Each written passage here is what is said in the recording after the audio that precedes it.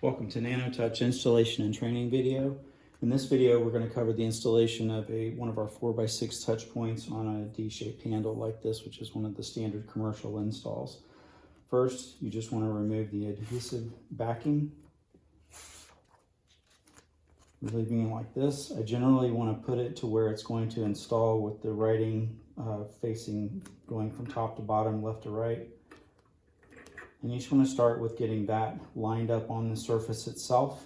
If the door is the handle is to the right hinge, the hinge is to the right, you want to actually install it so this part, the left side here, is actually going to overlap the other piece so that you have a natural pulling down of the surface when somebody's reaching for the door. And the opposite is true if it's a left-hand side handle, you would want to have this going the opposite direction. So for this installation, we're going to assume that this is a right-hand door hinge. So what you want to do is actually install the center point and then slowly work it around. And you want to keep it on the straight portion of the handle here as well. You can trim it to size as long as it doesn't, you don't want it to install where it's going into the radiuses here. And you just slowly work that around to where it's on as smooth as possible, avoiding wrinkling as possible.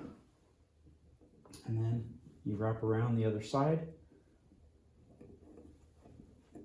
Do a quick smooth down and you're all set.